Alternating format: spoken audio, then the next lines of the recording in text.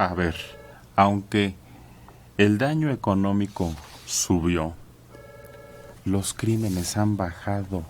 Hay menos delitos en México, dicen los que hacen las estadísticas. Claro.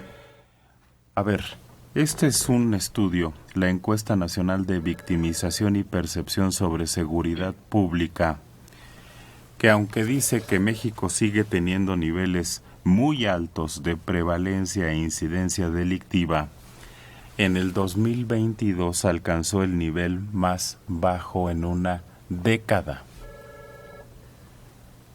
En el año 2022 hubo 21 millones de víctimas, una tasa de 22.500 víctimas por cada 100.000 habitantes, cifra estadísticamente menor a la estimada del año previo cuando era de 24.000. Una reducción de 1.500. No explican por qué. Nada más ellos toman la fotografía del momento, sin decirnos por qué hay una reducción de los delitos. Este estudio, además, va detallando cómo se cometen y los estudios y los delitos que se cometen. A ver, ay, se me perdió la hoja. Aquí está. Hubo 26 millones de delitos. De estos, 92% no se denunció a la autoridad o no se inició una carpeta de investigación. En números redondos, de 10 delitos, 9 no se denuncian o no se inicia una investigación. Ujú. Solo uno. Es lo que llaman cifra negra. A ver. Víctimas de 18 años o más es lo que están contando en esta estadística.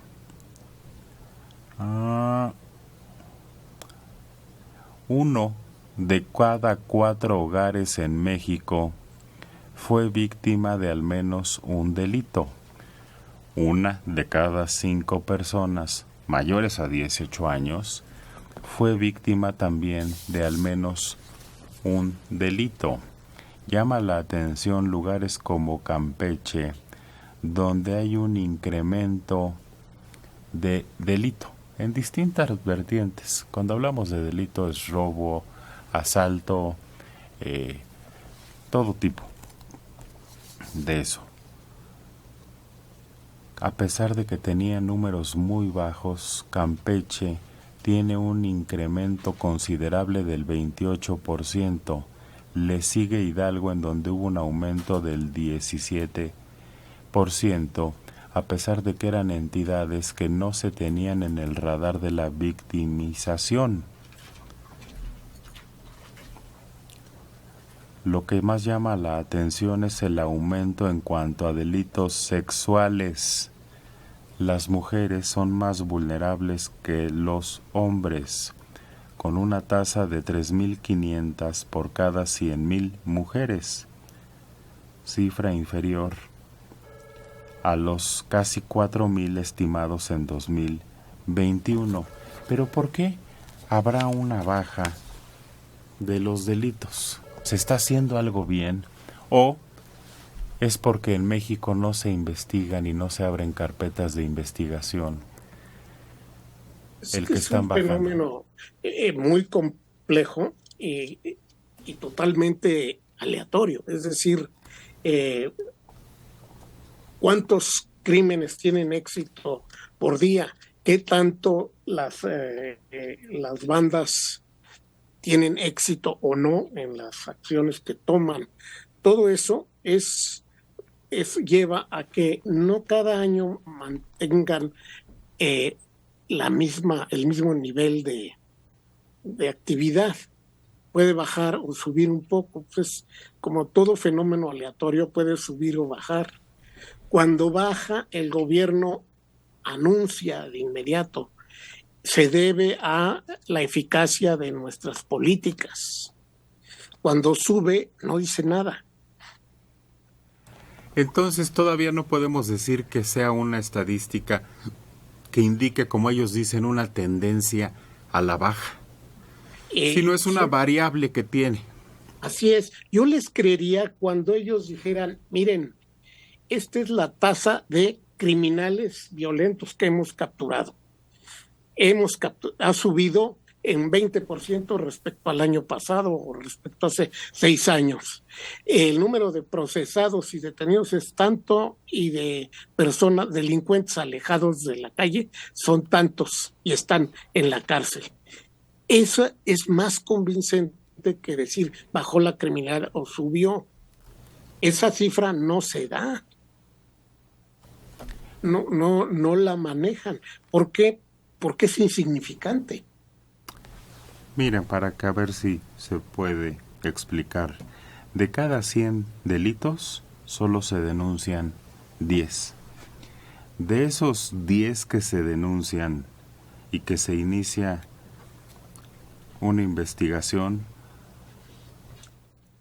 en 5 no pasa nada o no se resuelve la denuncia. 3 terminan en un trámite. Quiere decir, redondeado, que de las 10 que se denuncian, 7 no concluyen. No pasa nada. No pasa nada. Y solo 3 de los que pasaron por todo ese proceso llegan a algo, obtienen una solución o justicia en el mejor de los casos, Alejandro. Es que efectivamente aquí el punto es dónde colocas, en qué casilla colocas cada caso, ¿no? Los desaparecidos, si no son considerados como desaparecidos ya formalmente dentro de los parámetros de la delincuencia, ¿dónde quedan? Las violaciones que no son denunciadas o los abusos sexuales, los homicidios, por ejemplo, los llamados daños colaterales donde hay víctimas inocentes, no entran en el terreno del crimen doloso. Entonces, pues, si tú quieres acomodarlo, puede ser el sexenio más exitoso, igual con lo del censo que se está haciendo de desaparecidos, desaparecidos. Ah, sí. Ahora, si vemos todo el panorama a partir del 2006, que es cuando llega Calderón y empieza a recrudecerse la violencia, el hecho es que ni Calderón, ni Peña Nieto, ni López Obrador lograron desenmarañar el asunto del crimen organizado ni de la violencia. O sea, son 3 regímenes o 3 sexenios fallidos, o en que todavía le queda un año, pero ya creo que no va a dar las cifras para decir cómo cambió todo. Y ese es otro de las agravantes, porque al final este sexenio vendió, pues como todos los gobiernos en campaña, nosotros sí lo podemos hacer, vamos a modificar, y al final sigue siendo el mismo escenario terrorífico. Incluso, así como en su momento Morena decía los muertos de Calderón o los muertos de Peña Nieto, pues ahora son los muertos de López Obrador, y no porque ellos los hayan matado, sino porque su régimen fue incapaz de evitar que mucha gente fuera asesinada, ya fuera por crimen organizado, ya fuera por la impunidad. La tasa de impunidad es altísima. Pues ahí te das cuenta de que o la gente no denuncia o que la policía son incapaces de poder solucionar crímenes que ni siquiera se les tendría que achacar al crimen organizado, sino del fuero común, el vecino, la tía, el primo, los amantes. Ni siquiera esto pueden llegar a solucionar. Aquí están los datos. Primero, me dio risa que para levantar el censo de desaparecidos fueron hasta buscar a los padres de los Ayotzinapos. Oiga, ¿ya regresó su hijo?, les preguntaron. Ay, por Dios. Casi les contestaron con un recuerdo de mamá. Pero a ver, de las causas a la autoridad, porque para no denunciar delitos, las razones para no denunciar delitos se atribuyen principalmente a la autoridad. Los motivos más comunes: pérdida de tiempo. Ay, caramba, si va uno a denunciar un crimen. Siéntese ahí. Ahorita le tomamos su declaración. Y ahí te duermes toda la noche. No, es cambio de turno. Ahorita que venga el otro le toma la declaración. Espéreme, no he cenado. Voy a cenar y ahorita que regrese ya se la tomo. Oiga, no sirve la computadora. Espérese un ratito ahorita que arranque otra vez porque nos resetean el sistema, ¿eh? Ahí, espérese, siga sentadito. Y ya lleva 5 horas esperando. Bueno, desconfianza a la autoridad. Oiga, me acaban de asaltar. Y ves a los policías y dices, este no será primo del que me acaba de asaltar. Trámites largos y difíciles. Ah, ¿tiene factura del collar que dice que le arrancaron? No, me lo regaló mi mamacita. No, pues necesito una factura. No, ¿sabes cómo, Dentro. Manelik? Cuando llegas y reportas un coche robado y te piden las placas. Ay, sí. Pero quieren las placas en físico, no el número. Te piden las placas. Ya les dije que un día uno preguntó, ¿y en cuánto estima su autorrobo? Hijos. Dentro de las otras causas, los motivos más comunes: falta de pruebas. O le dicen a uno, es un delito de baja importancia. Una muy importante, pero que aquí está con un número significativo: miedo del agresor. Sobre todo en los casos de violencia contra la mujer por parte de familiares cercanos que se vieron durante la pandemia.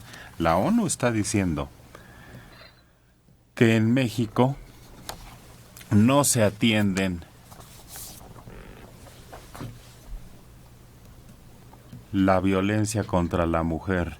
La Organización de las Naciones Unidas está acusando que las autoridades de México actúan con ineficacia, incompetencia y discriminación contra los delitos hacia la mujer, sobre todo la desaparición de las mujeres. Por eso odian a la ONU. Si nada más mete su cuchara donde no lo llaman. Sí. Agustín. En donde consideran, perdón. Sí, claro, es que regresamos. Hay una ineficiencia que la ONU señala con una evidencia brutal, pero hay un discurso político mexicano de este tiempo y del anterior y del anterior. Vamos a hablar de Calderón hacia acá, para que no digan que solamente estamos señalando a la 4T. Ese discurso ha sido permanente. Y yo creo que no se ataca el fondo mayor de todo esto. ¿Cuál es? La economía de los narcos.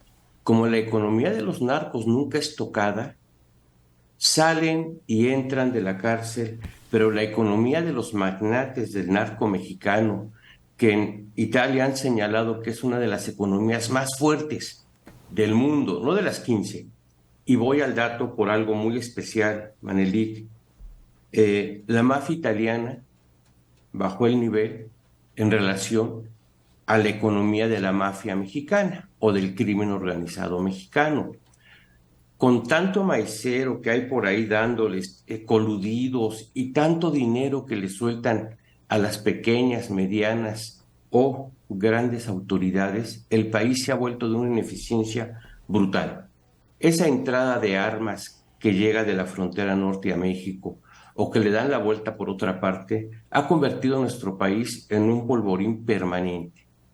Y no se hace nada, porque claro, ese funcionario que recibe unos cuantos pesos para no ser eficiente, porque no lo corren, sabe que le va a llegar por ahí, desde el nivel más evidente del raterillo que le dice, toma hermano, ahí vamos, hasta los niveles altos, no vamos a poder desmantelar, destruir esta relación de violencia en nuestro país, porque la economía del narco mexicano ha permeado en nuestras instituciones. Y suena como una desmesura, no lo es, porque esa ineficiencia que la ONU señala y que Andrés Manuel o los voceros del señor presidente de México dicen que no existe, se evidencia en cada uno de estos actos que estamos cometiendo. A los criminales van y matan porque saben que salen a la vuelta. Los soldados tienen que protegerse y no tiran bala, porque si no también a ellos los meten a la cárcel y a ellos no los defiende nadie. En cambio, el crimen organizado tiene el dinero necesario para entrar y salir. Yo creo que esa es una de las grandes tragedias de nuestra economía, del narco.